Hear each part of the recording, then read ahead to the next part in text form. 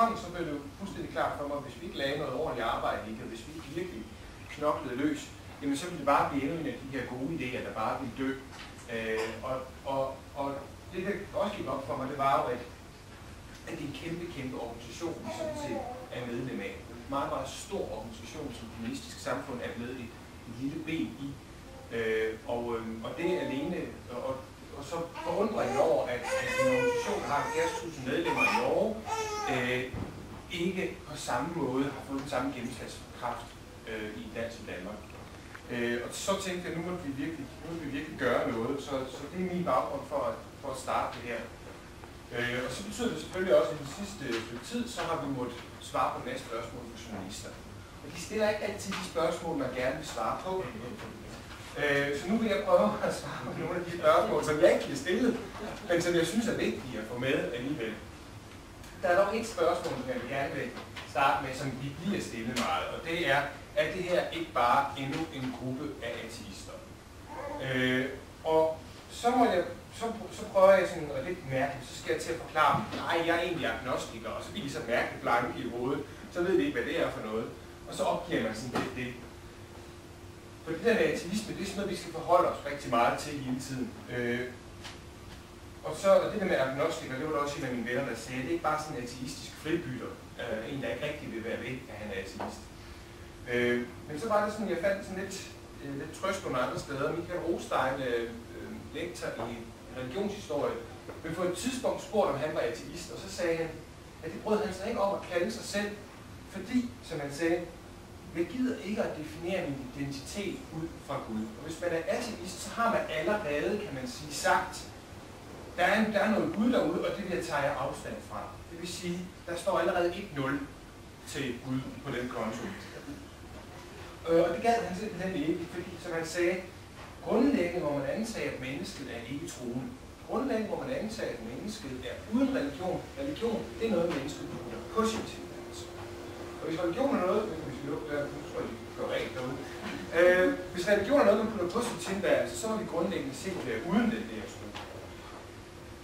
Så det var en af de ting, jeg sådan fandt ud af, at ateismen konstant som skulle definere sig i forhold til et eller andet, og det synspunkt, jeg havde, det livssyn, jeg havde, hele tiden skulle defineres i modsætning til et eller andet. Og det gik op for mig, at det gider jeg ikke mere. Nu vil jeg prøve at være med til sammen med de andre her at definere noget, der var en smule mere positivt. Og jeg hørte her for nylig et foredrag af en fyr, der hedder Phil Zuckerman. Jeg har måske hørt om ham. Han har skrevet en bog, der hedder Samfundet uden Gud, som er hans forsøg på at undersøge, hvorfor er der ikke så mange, der tror i Skandinavien. Og en af de ting, han sagde, det var, at han var ikke særlig, han ville ikke kalde sig selv ateist, fordi så vil man bruge enormt meget krudt på hele tiden at bekæmpe det der. Fordi man vil hele tiden definere sin identitet i forhold til ikke at tro, og som han sagde meget rammende, if you use that much energy fighting something, you're still dancing with it. Og det synes jeg var en meget fin formulering. Det var sådan, hvis man hele tiden handler om, at vi bare mødes og siger, at Gud findes, ikke? Og så synes vi sådan en gruppe, der siger, at Gud findes, ikke? Og så bliver vi enige om det, så siger vi det også til næste møde, så er der ikke sket så meget mere. Så det handlede om for mig om at definere noget mere positivt, og det er det, jeg synes, der var så godt med det humanistiske samfund og ideen bag det.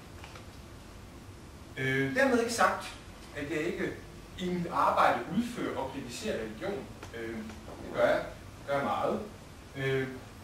Men det handler for mig også om at lave noget mere end bare det.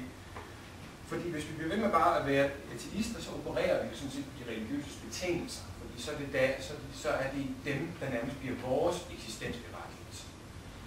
Og det er derfor, vi i dag stifter humanistiske samfund. Ikke for at bekæmpe religion, men for at blive fri for religion. Det er det, det handler om for mig. Det handler om grundlæggende at blive fri for religion, fordi at det er det, vi grundlæggende er. Vi er sådan set mennesker, og det ender er noget, der kommer til. Frihed for religion, det er en menneskeret. Det er faktisk også en FN-beskyttet menneskeret. Og i Danmark, der overtrædes den regel hver eneste dag. Og det er en af de ting, som er grund til, at vi også udover at skulle lave de ting, de ceremonier, som der er meget fokus på, selvfølgelig også har en politisk dagsorden i det, vi laver. Så jeg anerkender ikke, at vi skal definere os selv negativt i forhold til noget andet. Fordi religion er ikke noget, der skal vælges bevidst fra, det er noget, der skal vælges bevidst til. Så derfor så var det sådan, at jeg nåede til den konklusion, at I går der skulle jeg have været med i et radioprogram med Abdul Wahid Petersen, muslim, og så en sognepræst fra Aarhus. Jeg kan ikke huske, hvad han hedder nu. Peter til fornavn. Og så spurgte jeg, hvad skal du så kaldes? Og så sagde jeg, så er jeg faktisk humanist. Fordi det forekommer at være det rigtige at sige på et tidspunkt. Ateist, det gad jeg ikke. Så humanist. Jeg fik det desværre ikke igen. Jeg blev bare kaldt gudløs. Det var fint nok. Men så har vi det igen. Det er igen et eller andet, jeg skal tage stilling til, om jeg skal være ikke religiøs, eller ikke troende, eller gudløs, eller ateist. Det er som om, at der hele tiden bliver sat 1-0 på det religiøse fløj på den her måde. Men det er jeg ikke, jeg er et menneske. Og som menneske fødes jeg uden religion. Jeg er humanist, og det betyder, at jeg tror på det fantastiske, virkelige, enestående, gode og utrolige og beundringsværdige og interessante det er at være menneske, et virkeligt menneske. Og jeg tror på, at mennesket fungerer ganske udmærket. Jeg faktisk mener, at det fungerer en lille smule bedre uden religion. Jeg ved i hvert fald, at jeg selv gør det. Så det er det handler om. Det handler om at lave et livssyn, et livsgrundlag, et værdisæt, som handler om andet end bare at skulle definere sig negativt. Og humanismen, hvad er så det? Det er sådan noget fluffy, mærkeligt noget. Jeg muligvis en smule nogle gange. Men ideen med, at det skal være fluffy og lidt fluffy, men i hvert fald meget bredt, og skulle favne meget, det er, fordi vi skal altså kunne favne meget bredt. Vi skal nå fra den ene politiske bog til den anden politiske bog. Så det handler om. Det handler om at samle folk, i stedet for at støtte fra sig. Så humanismen handler om troen på menneskets værdighed. Det handler om, at mennesket er et mål. Det er ikke et middel, som Kant sagde det. Og det betyder også, at mennesket ikke er en del af en eller anden større plan. Der er ikke et eller andet, vi skal andet, end vi skal være os selv. Og det er troen på, at vi rummer det gode, så vel som det onde. Det onde, vi laver os mennesker, det opstår i mangel på omtanke. Men vi er faktisk født med rationalitet og med fornuft. Vi er ikke født syndige og skamfulde. Vi er født som en kompleks art, der kan både det onde og det gode. Og det handler også for os om at tænke os om, så vi undgår at lave så meget det onde som overhovedet muligt. Perfekte, det bliver aldrig nogensinde. Sådan er det vilkår, vi lever under. Den er det, når man er produktet af en emotion, og ikke produktet af en skabelse. Så tror jeg på, at humanisme også handler om at tro på fremtiden. Ikke på en Armageddon, hvor det hele i en eller anden tidspunkt bare bryder sammen, men rent faktisk troen på, at vi kan forbedre ting, vi kan blive dygtigere, vi kan gøre det bedre. Det hele er ikke forudbestemt, der er ikke bestemt, hvad der skal ske. Det er os, der afgør, hvad der skal ske. Mennesket, som jeg siger, rummer ondt, men grundlæggende så er vi moralske og etiske, og vi skylder intet overnaturligt væsen at opføre os ordentligt. Vi skylder det over for hinanden. Først og fremmest derfor er vi moralske og etiske væsener. Det er vi af vores natur, ikke fordi nogen så, at det var godt. En anden ting, der ligger i humanismen, det er, at vi skal frit vælge den tro, den politiske opfattelse, det livssyn og det normsæt, som vi finder er i overensstemmelse med hvem vi er, når vi kigger ind i vores hjerter. Det skal ikke påduttes af nogen, ikke af en stat, ikke af en kirke. Der er ikke andet end egen samvittighed i en fri samtale med mennesker, der bestemmer, hvad det er, vi skal tro på. Så man siger, det er meget bredt. Humanismen rummer ting, som alle kan genkende til, men som vi kan se, så modsætter den sig også noget. Det modsætter sig tydeligt nogle andre opfattelser af, hvad mennesket er, hvad mennesket skal, og hvad det menneskets rolle er i den her verden. Den modsætter sig idéer om, at vi lever for noget andet, vi bare ikke kan se. Den modsætter sig, at vi bare er ligegyldige brækker i et større spil. Og den modsætter sig, at verden har en særlig retning eller et særligt mål. Men den er mere end blot negativ. Den er påmindelsen om, at hævdelsen er noget positivt og smukt, som vi kan glædes over, og vi skal tale og reflektere over. Og det er det, vi vil gøre i vores ceremoni. Vi taler, vi mindes om dem. Fordi når vi mindes om de her ting, så får vi sådan de der guldebysninger. Så får vi måske en tårer i øjnene. Så får vi den der fornemmelse nede i maven, at der er noget, der er sandt, og der er noget, der er rigtigt. Der er noget, der giver genklang. Det er så mange af os, sandsynligvis mange, når vi sidder i kirken og tænker, det der, det siger mig ikke noget. Jeg tror ikke på det. De her, det er de ting, som vi håber kunne samle foreningen, som vi i hvert fald kan blive enige om, og en masse andre ting også. For det skal være bredt, som jeg sagde, det skal ramme fra den ene politiske pol til den anden, uanset race, kulturbaggrund, på verdensplan. Det er det, organisationen har vist, at den kan. Det er meget vigtigt at sige, at vi blander os ikke i, hvad andet livssyn og politisk overbevisning, som vores medlemmer har. Det er ikke en politisk sekt eller andre ting. Det er folks egen sag, hvad de ellers går rundt og tror på. Men vi har et grundlæggende værdisæt, som jeg har beskrevet det her, som der også er fordelt til jer, som er på baggrund af noget positivt. Og det er på den forudsætning, at vi mener, at vi ikke behøver noget andet religiøst i vores tilværelse. En anden ting, jeg var træt af tit, det var også som udløs, det var at blive beskyldt for at være åndeligt tom, at være sådan en kold fisk.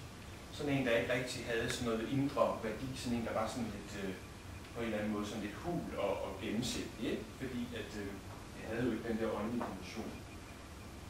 Det synes jeg er et utåligt og arrogant synspunkt, men det hører man meget ofte. Det er noget af det, som vi ofte også vil opleve, at folk vil sige om sådan nogen som os.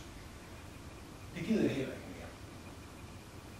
Biskop Kjeld Holm sagde i et interview, hvor jeg også blev interviewet til Information, at ceremonier uden Gud er indholdstomme.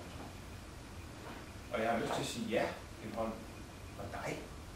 Der er jo nogle andre, der ikke har på samme måde. Der er nogen, der faktisk forholder det sig fuldstændig omvendt. Og det viser igen den udtalelse af religion og fortrinsret. Det er de andre, der skal forklare, hvorfor vi dog skal byde ind med ceremonier. Det er os, der hele tiden skal stå til regnskab for de her forskellige ting.